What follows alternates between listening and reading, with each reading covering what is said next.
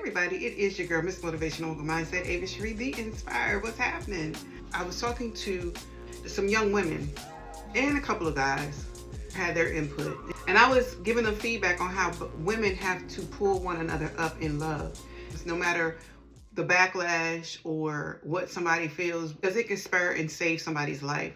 And when I was talking to them, they were telling me about some incidences they had recently when they were traveling, about guys being upset about them not wanting to holler at them, not wanting to receive their cat calls or give them their phone number or whatnot.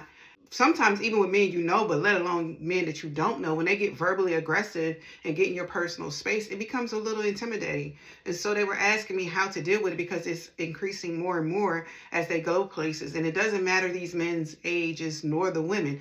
These young ladies are in their 30s and it's old heads hollering at them. It's 40s, 50s, 60s, old ones, young ones. It don't matter. I think women are just subjected to a lot of ignorance at times. And I said, well, number one, we have to make sure we pull our sisters up in love and say, hey, your booty hanging out too much. Your tatas hanging out. We don't know the area. This ain't the environment for that. And then what things that we're doing on the outside, how are they drawing the wrong types of attention? And sometimes you can have a full suit on and it'll do the same thing. So I'm not judging somebody wanting to feel they're sexy, be in their sexy walk, be in their sexy mode. That's not my judgment. Listen, I feel you, and I do too. And sometimes you think you're in the place to do that and still get violated, or someone imposes, they get to in your space anyway. So it really don't even matter what you got on, child. It's just a weakness and insecurity in the other person that think they got to go at somebody real aggressive and can't handle rejection. And what they really doing is projecting their insecurities and their lack of confidence onto you and how ugly they feel on the inside.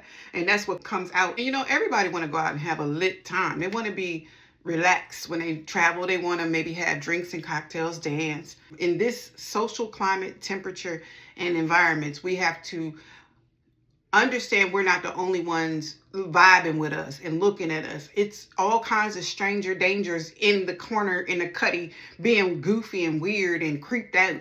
So when your girl get a little too drunk, she had too many drinks, when she starts talking loud, when she starts being belligerent, when she starts leaning all in some stranger's face and she all like this and that, when she's accepting drinks from people and saying, we got the bottle, you don't know where the bottle came and the cork has already been cracked, you don't know what somebody slipped in there. And then you got to watch some of these bottle girls too, young ladies. Anywho, and I know y'all know more about it because I'm not in the club no more, but I'm just saying, this is just me giving my advice, my unpopular opinion. In this particular case, it was a set of young girls that didn't travel as much, that's not as seasoned, and they just can't go outside like they in the backyard where they live. When you're traveling, you don't know the climate like you think you know the climate. It's just a popular tourist destination, so you got to pull up. You can't lean in all the time, because some people think that leaning in is going to lead to sex. Or if y'all going bowling in this Top Golf or something, make sure they know, and make sure you set up the parameters to know, and you've made it very clear, this ain't that.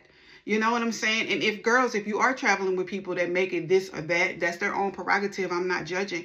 But you better make sure that you know who you're traveling with and who you're spending your money with, because that type of trip can turn crazy for you. And you find yourself having to defend yourself, your whereabouts, because something happened to someone because they get down like that. So that's just my advice.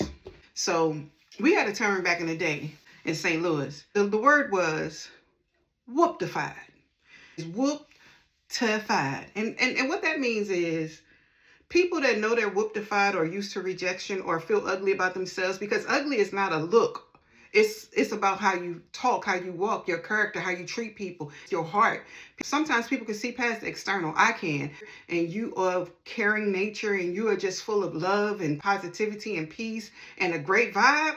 Well, ain't nobody tripping off the exterior. But when you got to trip off the exterior because you didn't got yourself conditioned and used to rejection because of who you are, because of what you think your failed shortcomings is, the vial comes out the bowels of your insecurity and your inner man, feeling less than and insufficient. So that's when you get people talking crazy and reckless. Yeah, we call it whoop-defied. They have a whoop-defied syndrome. Their pockets is whoop-defied. Their character is whoop-defied.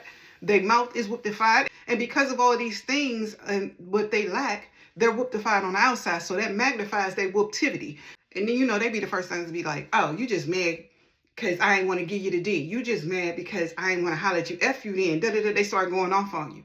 And you be like, I know this. It would be the ugly one. You the loudest one. You notice they the ones who get the most belligerent when you reject them. Whoop-defied syndrome. Whoop-defied. All right. So the best thing to do on this tip for the day is male and female, keep your people in check. Tighten them up. Be consistent with it, and they'll come to know and expect that you ain't going to let them go too far out there, because going too far out there affects everyone in the circle, in the network, not just you. Guys, love and guys, peace to you. I'll be right back. And one more thing. By no means am I saying anybody deserve anything, which is why we got to be our brothers and sisters keepers so everybody won't try us on everything. Okay? All right.